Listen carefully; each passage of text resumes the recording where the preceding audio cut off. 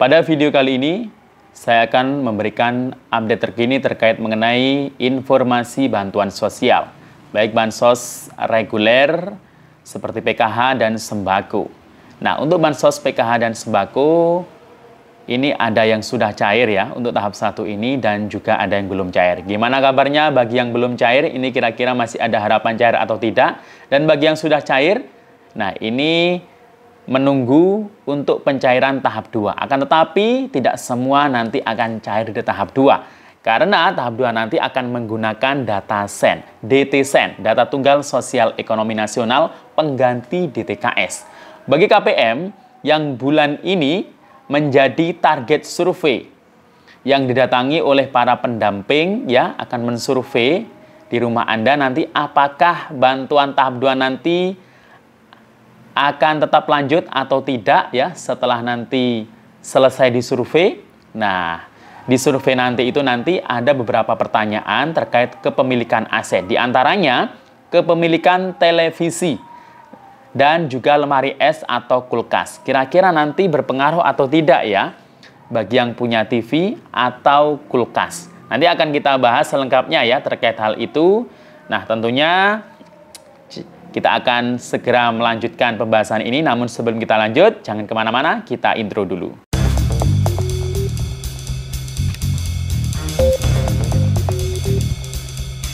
Assalamualaikum warahmatullahi wabarakatuh. Salam sejahtera, shalom, om swastiastu, namo buddhaya, salam kebajikan. Sobat YouTube, kembali lagi di channel saya, Sukron Channel. Apa kabar semuanya? Semoga semua dalam keadaan sehat dan dimudahkan rezekinya. Amin. Nah, pada video kali ini kita masih membahas soal bantuan sosial. Nah, kali ini kita akan membahas terkait mengenai pencairan bansos PKH dan BPNT tahap 1 tahun 2025. Bagi yang sudah cair, ini kan tinggal menunggu tahap 2 nanti ya.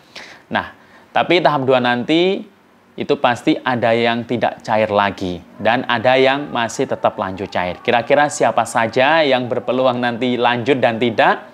Nah, yang jelas ini ada keterkaitan juga terkait mengenai KPM yang di bulan ini menjadi target sasaran survei para pendamping PKH yang ada di lapangan.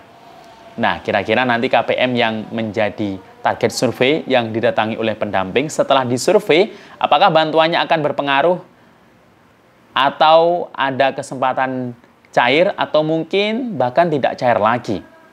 Nah, kira-kira pengaruh besarnya nanti seperti apa? Karena salah satu atau beberapa pertanyaan itu adalah kepemilikan aset seperti kepemilikan televisi, TV, dan juga lemari es atau kulkas.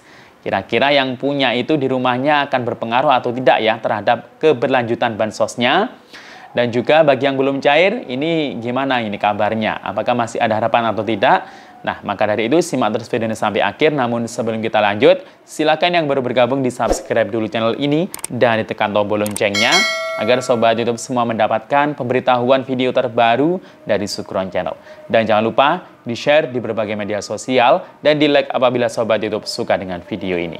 Oke sobat YouTube, kita lanjutkan pembahasan pada video kita kali ini. Nah, di bulan Ramadan ini pasti sudah ada beberapa KPM yang didatangi oleh pendamping ke rumahnya masing-masing. Tapi tidak semua KPM ya yang menjadi target sasaran survei terkait kegiatan ground checking data tunggal sosial ekonomi nasional.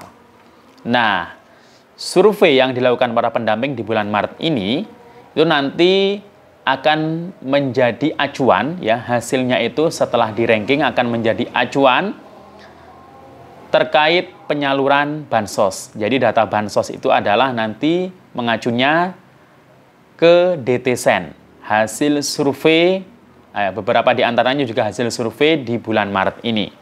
Nah, sobat YouTube, sebelum saya membahas terkait mengenai data tunggal sosial ekonomi atau kegiatan ground checking di bulan Maret ini. Nah, sebelumnya saya akan membahas terkait mengenai kabar pencairan bansos PKH dan BPNT untuk tahap 1. Nah, PKH dan BPNT tahap 1 tahun 2025 alokasi bulan Januari hingga Maret 2025 Sebagian besar, mayoritas sudah pada cair tentunya ya, baik yang melalui KKS sejak bulan Februari yang lalu maupun yang melalui PT Pos Indonesia.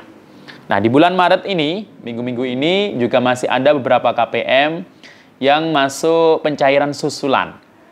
Baik yang belum cair maupun yang mungkin sebelumnya hanya dapat salah satu bansos, seperti sebelumnya, tahun sebelumnya dapat BPNT murni saja. Tahun ini alhamdulillah sudah ada KPM yang mendapatkan PKH juga. Jadi sebelumnya dapat BPNT, tahap 1 2025 ini masuk kuota sebagai penerima PKH baru. Nah, bagi yang baru mendapatkan PKH dari yang sebelumnya dapat BPNT murni, nah ini nanti kedepannya wajib untuk mengikuti pertemuan kelompok atau P2K2.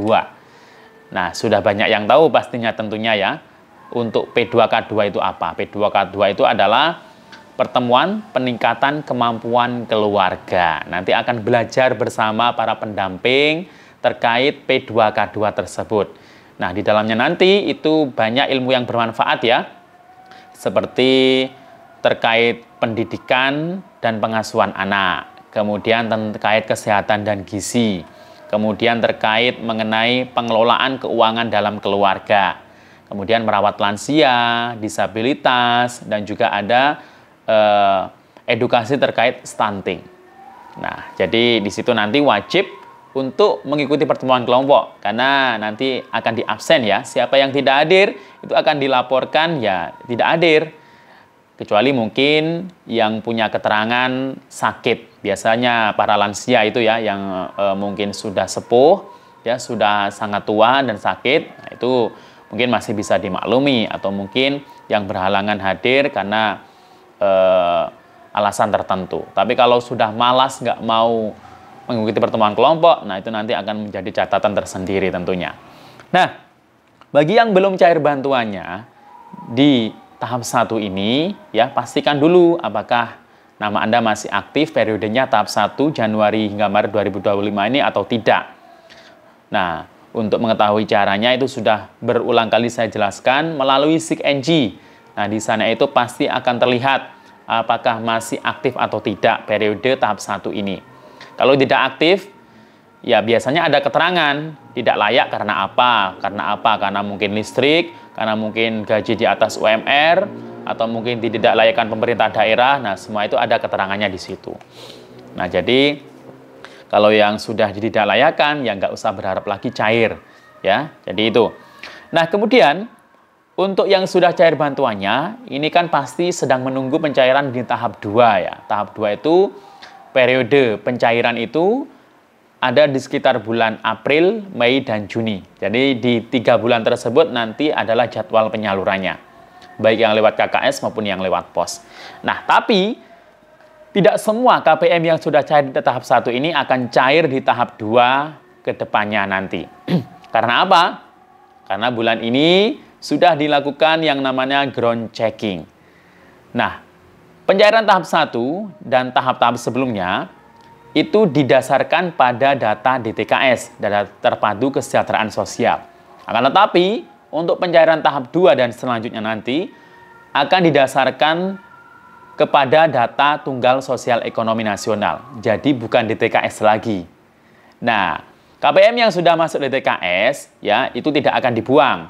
Akan tetapi dimasukkan ke data tunggal sosial ekonomi, tapi akan diverifikasi atau disurvei ulang.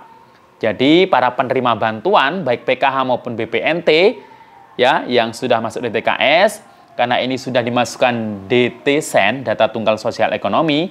Nah, ini dilakukan yang namanya ground checking atau survei. Nah, survei ini dilakukan serentak ya, se-Indonesia. Totalnya ada 12,2 juta keluarga yang disurvei. Nah, nama-nama KPM yang disurvei itu langsung masuk ke aplikasi milik para pendamping yang namanya aplikasi Sigma. Nah, nama yang sudah masuk di aplikasi pendamping tersebut itu nanti yang akan didatangi oleh pendamping yang akan disurvei ke rumahnya masing-masing. Nah, tidak hanya KPM penerima bansos yang aktif yang akan disurvei, akan tetapi juga ada para keluarga yang belum dapat bansos yang namanya masuk di aplikasi tersebut yang juga akan disurvei. Jadi 12 juta keluarga yang akan disurvei ini melalui keluarga yang NIK-nya itu tidak aktif. Ada sekitar 2,4 juta keluarga. Kemudian inclusion error 4,9 juta keluarga. Ada exclusion error ada sekitar 4,9 juta keluarga. Nah, apa itu inclusion error dan exclusion error? Nah, inclusion error ini adalah para KPM PKH dan KPM BPNT.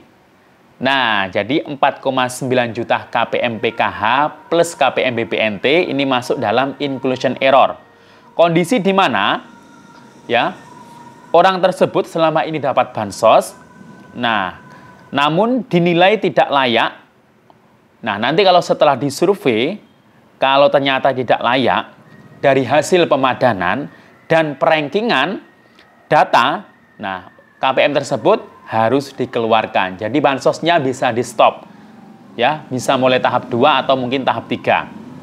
Sedangkan exclusion error itu adalah para keluarga yang belum dapat bansos. Nah, namanya yang masuk ke aplikasi pendamping. Nah, itu nanti akan disurvei.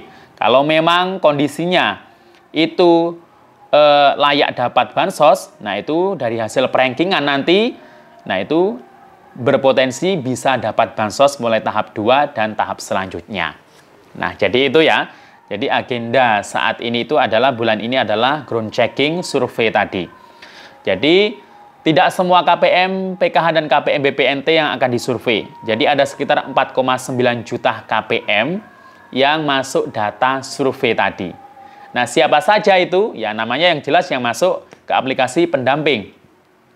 Nah, itu tadi, nanti di surveinya itu, ya tidak semuanya bantuannya akan di-stop di tahap selanjutnya. Nanti hasil surveinya itu akan di-ranking dengan KPM yang lainnya tentunya. Nah, itu nanti setelah di-ranking oleh BPS, jadi bukan pendamping yang meranking ya, pendamping hanya mengisi jawaban atas pertanyaan yang sudah dilakukan dari survei tadi. Banyak sekali pertanyaannya di situ ya, ada beberapa indikator, mulai dari riwayat pendidikan, pekerjaan, penghasilan, kemudian aset yang dimiliki. Nah, beberapa pertanyaan aset itu ada yang menanyakan tentang jumlah kepemilikan televisi dan lemari es atau kulkas. Tapi ini yang masuk kategori memiliki TV ini adalah TV minimal layar datar 30 inch. Kalau TV-nya masih tabung atau di bawah 30 inch, itu jumlahnya 0. Nah, ini berarti nilainya ini sangat sedikit ya kalau di ranking. Tapi kalau punya TV minimal 30 in dan layar datar di rumahnya, nah itu akan menjadi nilai tersendiri ya, mungkin nilainya itu berat nanti. Itu nanti akan masuk rankingan. Kemudian lemari es atau kulkas. Nah, itu juga akan berpengaruh juga nanti. Di rumahnya itu karena kebanyakan ya pasti banyak yang sudah punya ya lemari es atau kulkas. Walaupun itu harganya murah, ya itu juga masuk hitungan karena di situ tidak menanyakan harganya atau mereknya, hanya menanyakan jumlahnya saja. Kalau punya satu, ya di situ nanti akan dicatat oleh pendamping, dimasukkan di input ya 1 buah jumlahnya. Kecuali kalau kulkasnya itu rusak tidak bisa digunakan, nah itu berarti 0. Nah itu nanti. Nah hasilnya nanti akan di-ranking dengan kepemilikan aset yang lainnya seperti sawah, kemudian kendaraan bermotor, dan juga ternak. Ya, ternak itu termasuk sapi, kerbau, babi, dan juga kambing. Nah, itu nanti akan di-ranking semuanya. Dan itu ya terserah BPS yang meranking nanti. Kalau ternyata rankingnya itu nanti masuk kategori sejahtera, ya yang kemungkinan bantuan di tahap selanjutnya tidak akan dilanjutkan atau di-stop. Dan diganti dengan warga yang tidak mampu, ya, yang merupakan hasil dari survei nanti yang mungkin rankingnya itu memang sangat tidak mampu. Nah, itu mereka yang akan menggantikannya. Nah, itu tadi ya, jadi mohon dimaklumi ya, karena ini harus tepat sasaran juga bantuannya. Jadi, demikian informasi dari saya. Sampai jumpa. Assalamualaikum warahmatullahi wabarakatuh.